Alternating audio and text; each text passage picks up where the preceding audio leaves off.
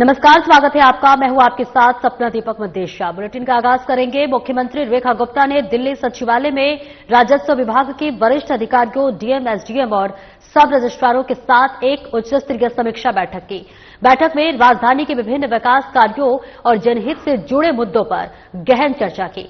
मुख्यमंत्री ने हाल ही में सफलतापूर्वक संपन्न हुई कांवड़ यात्रा, भारी बारिश और यमुना के बढ़ते जलस्तर जैसी आपातकालीन परिस्थितियों में प्रशासन की तत्परता और समर्पण भाव की प्रशंसा की। सीएम ने कहा कि हमारे अधिकारियों ने 24 घंटे काम करके दिल्ली वासियों की सुरक्षा सुनिश्चित की। यही टीम भावना दिल्ली को सुरक्षित और सक्षम बनाए रखती है। सीएम ने आगामी रामलीला और दुर्गा पूजा जैसे प्रमुख धार्मिक आयोजनों के सफल और गरिमापूर्ण आयोजन के लिए अधिकारियों को सख्त निर्देश दिए।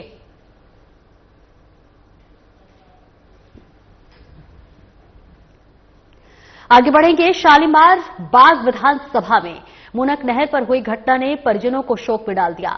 जहां नहर में नहाने गए बच्चे नहर में ही डूब गए। सीएम रेखा गुप्ता ने पीड़ित परिवारों से मिलकर उनका दुख साझा किया।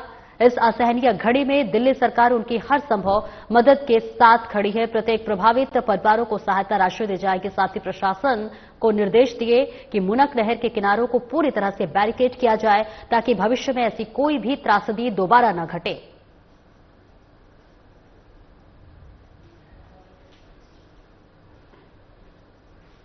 क्राइम ब्रांच को बड़ी कामयाबी हाथ लगी है। ATM debit card swapping fraud का मास्टरमाइंड 2017 थाना भजनपुरा केस से फरार हुआ था। ऐसे में जिसके पीछे इनाम भी घोषित किया गया था, इंस्पेक्टर सुनील कुमार कुंडू और टीम की सफल कार्रवाई से गिरफ्त में आ गया है। आपको बता दें कि आरोपी के ऊपर 21 आपराधिक मामले दर्ज है, जिसमें cheating arms act, NDPS act शामिल है।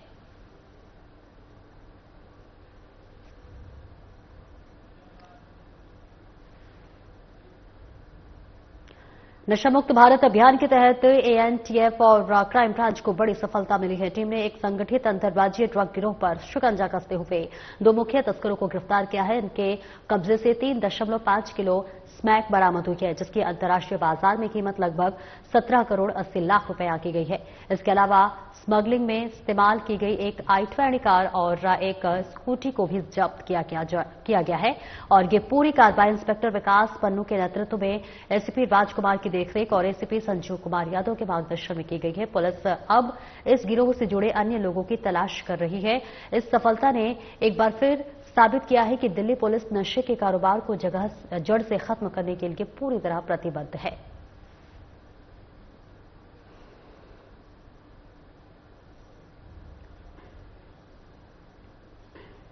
राष्ट्रपति द्रौपदी मुर्मू ने नई दिल्ली में आपको बताते चले कि ईईपीसी के प्लेटिनम जयंती समारोह में शिरकत की है। इस मौके पर राष्ट्रपति ने कहा कि भारत को ज्ञान और व्यापार का अग्रणी केंद्र बनाना सभी नागरिकों का संकल्प होना चाहिए। समारोह में उद्योग जगत के प्रतिनिधि और अधिकारी भी उपस्थित थे, जिन्होंने भारत के वैश्विक व्यापार और इंजीनियरिंग निर्यात में योगदान को सराहा। राष्ट्रपति ने इस अवसर पर भारतीय उद्योग और नवाचार को बढ़ावा देने पर जोर दिया।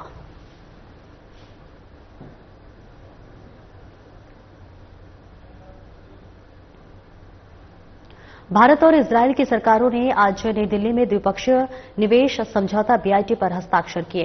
केंद्रीय वित्त एवं कॉर्पोरेट मामलों की मंत्री निर्मला सीतारमण और इजरायल के वित्त मंत्री बेजलेल स्मोट्रिच ने इस महत्वपूर्ण समझौते पर दस्तखत किए। समझौते का उद्देश्य दोनों देशों के बीच निवेश को बढ़ावा देना, आर्थिक सहयोग मजबूत करना और व्यापारिक विश्वास स्थापित करना है। वित्त मंत्री निर्मला सीतारमण ने कहा कि यह समझौता दोनों देशों के व्यावसायिक अवसरों और निवेश सुरक्षा को सुनिश्चित करेगा।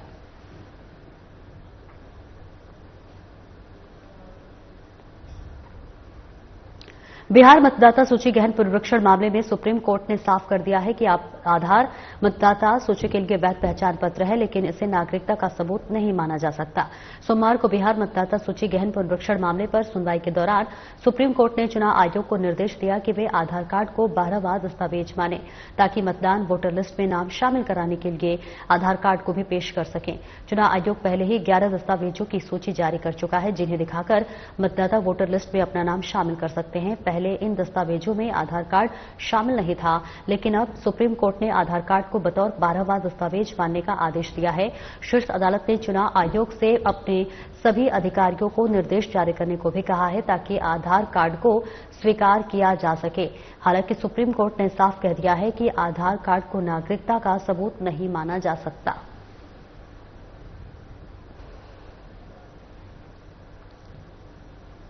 दिल्ली पुलिस की स्पेशल स्टाफ टीम ने दक्षिण पूर्व जिले में नवजात बच्चों की तस्करी करने वाले अंतर्राज्यीय गिरोह का भंडाफोड़ किया है। इस ऑपरेशन में 1 साल से कम उम्र के 6 मासूम बच्चों को सुरक्षित बरामद किया गया है, जिनमें सबसे छोटा महज 13 दिन का था। पुलिस ने इस मामले में 10 आरोपियों को गिरफ्तार किया है। डीसीपी हेमंत तिवारी ने कहा कि बीते 22 अगस्त को सराय काले खां बस स्टैंड पर एक बच्चे के गायब होने की शिकायत मिली थी। जांच में सीसीटीवी और वाहन नंबर के आधार पर आगरा के फतेहाबाद थाना क्षेत्र में छापेमारी की गई। आरोपी बच्चों को निसंतान परिवारों को बेचते थे और फर्जी कागजात बनाकर एडॉप्शन का नाटक करते थे। पुलिस ने प्रीति शर्मा, कृष्ण शर्मा समेत अन्य आरोपियों को गिरफ्तार किया है। गिरोह अवांछित गर्भधारण वाली महिलाओं की डिलीवरी का फायदा उठाकर बच्चे चुराता था। पुलिस ने बच्चों को सुरक्षित परिवारों के पास भेजा। उन्होंने 2 बहनें हैं, प्रीति शर्मा और कृष्णा शर्मा, उनको दिया है और उनके थ्रू वो आगे एक और लेडी का नाम आता है ज्योत्सना, जिनके मैं नाम ले रहा हूँ, सभी अरेस्टेड है। उसके थ्रू उन्हें आगे भेजना था। तो उसने बताया या तो ये अभी प्रीति, और क्योंकि हमने 48 आवर के अंदर हम वहां पहुंच गए थे, या तो प्रीति कृष्णा के पास मिलेगा या फिर हमें ज्योत्सना के पास मिलेगा। तो जब हम प्रीति और कृष्णा के घर पे रेड करने गए, वो दोनों मिल गई, तो उनके पास से हमें जो पहला बच्चा है, जो हमारा केस का ओरिजिनल बच्चा है, वो हमें रिकवर हो गया 48 आवर के अंदर। आगे बढ़ेंगे। मुल्तान नगर सहदेव पार्क में जलभराव होने से लोगों को परेशानियों का सामना करना पड़ रहा है। ऐसे में स्थानीय पार्क के गार्ड आसिफ ने बताया है कि पार्क में अब तक 15 पेड़ गिर चुके हैं, जबकि प्रशासन को इसकी कंप्लेंट देने के बावजूद भी कोई कार्रवाई नहीं हुई है। पूरे पार्क में सीवर का पानी भरा हुआ है। वह स्थानीय अशोक ढिंगरा ने बताया कि स्वास्थ्य के प्रति खिलवाड़ किया जा रहा है। प्रशासन को उसके ऊपर ध्यान देने की जरूरत है। बता दें कि डिजास्टर मैनेजमेंट की टीम और दिल्ली पुलिस ने पार्क के चारों तरफ बैरिकेडिंग कर रखी है।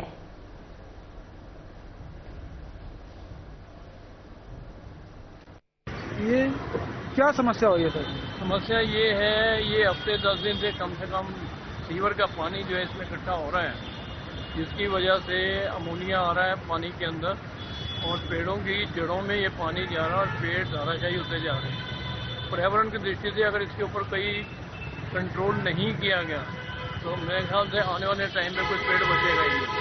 तो हमारा ये आग्रह है कि जितना जल्द हो सके इसके ऊपर कार्रवाई की जाए ताकि पार्क को और पेड़ों को बचाया जा सके। यहाँ तो आना ही मुश्किल हो गया, बहुत दुभर हो गया, इतनी बदबू आती है इस नाले वाले पानी की। मुझे पता चला कि ये एक पार्क है जीडीए का और ये बहुत बड़ा पार्क है, बहुत बड़ा। यहाँ पे कम से कम मिनिमम 5000 ट्रीज हैं इस पार्क के अंदर और ये जीडीए का पार्क है। यहाँ पे 1 महीने से सीवेज का पानी भरा हुआ है। आप देख सकते हैं ये पेड़ सीवेज के पानी से गिर गए हैं। मिनिमम 70 ट्रीज की मैंने फोटोज ली है। 70 ट्रीज गिर चुके हैं यहाँ पर, क्योंकि सीवेज के पानी में सॉल्ट और अमोनिया होता है, जिससे वो पेड़ की जड़ उसकी सॉइल को खराब कर देता है। अब आप इमेजिन करिए ये कितने हजारों पेड़ खतरे में है, on the verge of death है। एंड शॉकिंग ये है कि यहाँ पे विधायक जी का ऑफिस बिल्कुल पास में है, कन्हैया सिंह जी का, एंड बीजेपी के विधायक हैं, सब सो रहे हैं। पर्यावरण को लेकर उनका कोई बिल्कुल एब्सोल्युटली नेग्लिजेंस है। शौक लगता है कि आप दिल्ली को जब ग्रीन कैपिटल बोलते हैं, आप विधायक जी का ऑफिस इतना पीछे है। काफी दिक्कत आ रही है। मतलब ये तो गटर का पानी भर रहा है, ये पानी कहाँ से आ रहा है? पानी साहब नाले का आ रहा है, नाला कट रहा है पीछे, बस्ती के पीछे नाला है, उधर को कैंप का वो कट रहा है नाला। ये पूरा पार्क नाले के पानी से भरा हुआ है? हाँ, पानी से भरा हुआ नाले। तो मतलब कि ये जो जितना बड़ा पार्क है, कितना बड़ा पार्क होगा ये? पार्क तो काफी बड़ा है, वहाँ रेलवे पटरी तक है साहब। आए अब तक कितने पेड़ गिर गए होंगे? अब तक करीब 15 पेड़ गिर गए इस पार्क में। हाँ। इस पार्क का नाम और जगह कौन सी है? ये सचदेव पार्क, सचदेव सिंह पार्क है, मुल्तान नगर। मुख्यमंत्री जनसेवा सदन में शालीमार बाग विधानसभा क्षेत्र में चल रहे विकास कार्यों की उच्च स्तरीय समीक्षा बैठक आयोजित की गई। इस बैठक में मुख्यमंत्री रेखा गुप्ता ने अधिकारियों को निर्देश दिए कि वे क्षेत्र में चल रही परियोजनाओं की प्रगति का नियमित आकलन करें और तय समय सीमा के भीतर विस्तृत स्टेटस रिपोर्ट प्रस्तुत करें। बैठक में पूर्ण और लंबित परियोजनाओं की स्थिति की समीक्षा की गई। साथ ही भूमि उपयोग से जुड़े विभागीय मुद्दों के समाधान के लिए स्पष्ट दिशा निर्देश दिए गए। मुख्यमंत्री ने अधिकारियों को निर्देशित किया कि जनहित से जुड़े कार्यों की सतत निगरानी और समयबद्ध पूर्णता सुनिश्चित की जाए।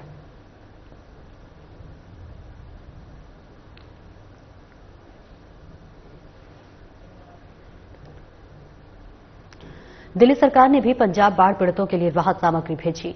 दिल्ली के सीएम रेखा गुप्ता और बीजेपी प्रदेश अध्यक्ष वीरेंद्र सचदेवा ने पंजाब बाढ़ पीड़ितों के लिए राहत सामग्री को रवाना किया।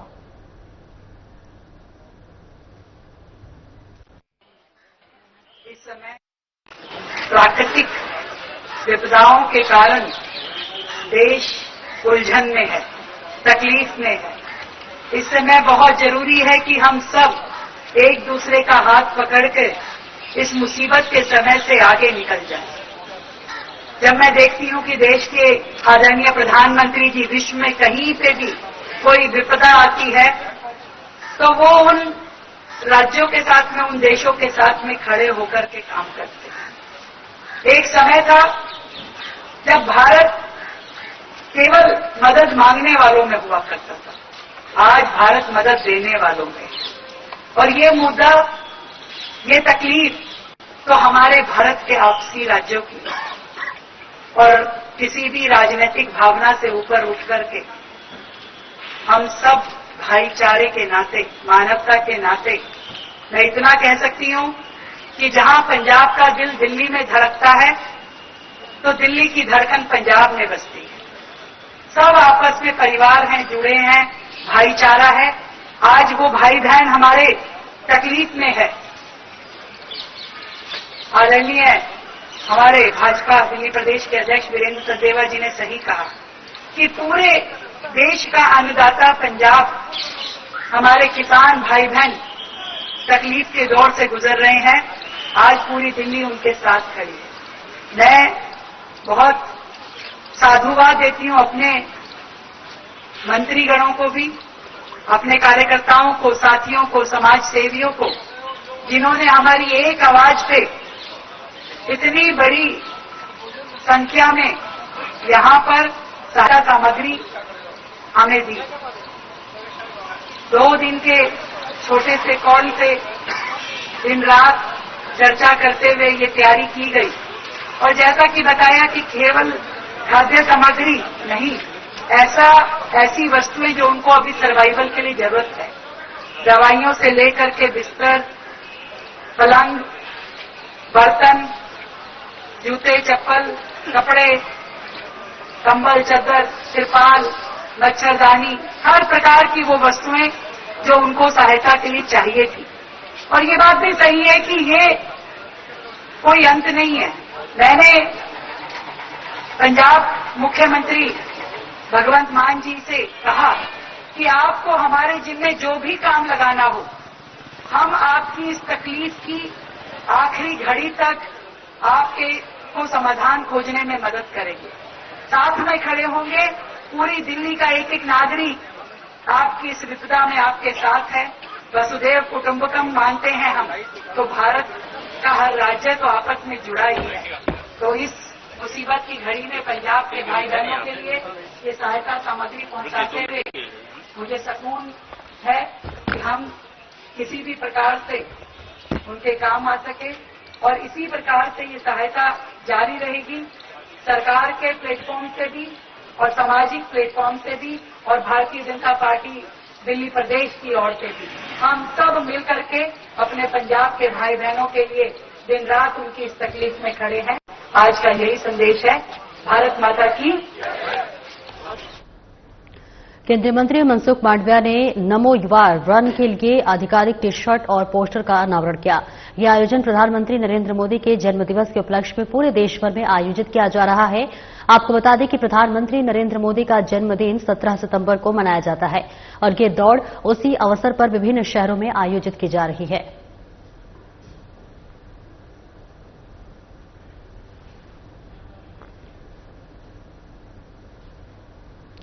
दिल्ली में शिक्षक दिवस के अवसर पर शिक्षक महाकुंभ राज्य शिक्षक पुरस्कार 2025 का आयोजन किया गया, जिसमें दिल्ली सरकार के स्कूलों में पढ़ाने वाले शिक्षकों को सम्मानित किया गया। आपको बता दें कि समारोह में केंद्रीय शिक्षा मंत्री धर्मेंद्र प्रधान, दिल्ली के शिक्षा मंत्री आशीष सूद और मुख्यमंत्री रेखा गुप्ता ने शिक्षकों को सम्मान प्रदान किया।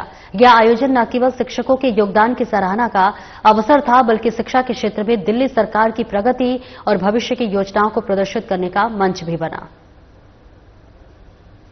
मैं आपको कहना चाहती हूं, आज देश के प्रधानमंत्री हो, देश के शिक्षा मंत्री हो, आपकी अपनी दिल्ली की मुख्यमंत्री हो या आपके अपने शिक्षा मंत्री हो, सभी लोग यदि कहीं से पढ़े हैं तो वो गवर्नमेंट स्कूल से पढ़े हैं। आप समझ सकते हैं कि इन सरकारी स्कूलों में देश का भविष्य पनपता है और उसका बीज रोपण करने का काम हमारे यहां बैठे ये शिक्षक गण करते हैं।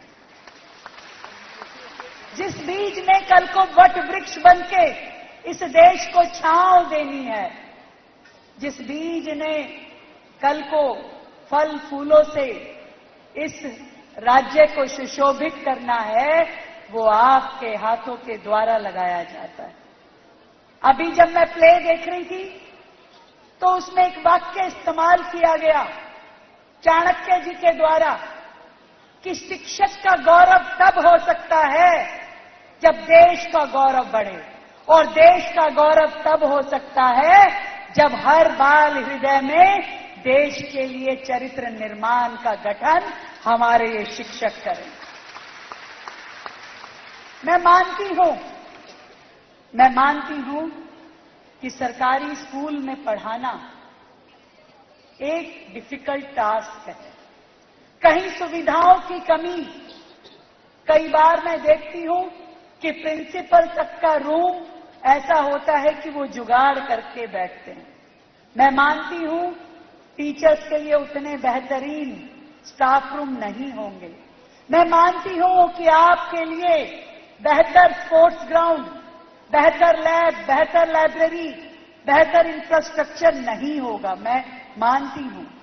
मैं ये भी मानती हूं कि आपके पास जो बच्चे आते हैं, ये दुर्भाग्य है हमारी सोसाइटी का कि कहीं ना कहीं एक डिवीजन वर्टिकली हो गया है। ये माना जाता है कि सरकारी स्कूल में शायद वो बच्चा आता है जिसके पेरेंट्स शिक्षा अफोर्ड नहीं कर सकते। मैं मानती हूं शायद जब वो आपके पास आता है तो उसके पेरेंट्स के पास इतने पैसे भी नहीं होते होंगे कि वो कहीं से उसको एक्स्ट्रा कोचिंग दे दे। इसीलिए पूरा का पूरा दारोमदार आपके ऊपर ही होता है कि वो अच्छे नंबर लेके आए और उसका भविष्य बनाए। मैं मानती हूं ये सब कुछ, और इसीलिए ये मैं मानती हूं कि जो हमारे गवर्नमेंट स्कूल के टीचर्स हैं, उनका काम प्राइवेट स्कूल के टीचर्स से ज्यादा डिफिकल्ट है, ज्यादा सेंसिटिव है। और इसीलिए कहना चाहती हूं कि आप लोग जो काम कर रहे हैं वो केवल नौकरी नहीं कर रहे हैं, आप ईश्वर का काम कर रहे हैं, ईश्वरीय कार्य कर रहे हैं, जो कि किसी भी पूजा पाठ हवन माला जपने से भी बड़ा काम है। ये मैं आपको विश्वास दिलाती हूं। आप केवल जॉब और कैरियर में नहीं हैं, आप इस देश निर्माण के कार्य में लगातार लगे हैं। और जो आपके हाथ से बन करके वो बालक निकलता है, वो देश में, दुनिया में कहीं ना कहीं आपका, समाज का, राष्ट्र का नाम रोशन करता है। फिलहाल इस बुलेटिन में इतना ही। नमस्कार।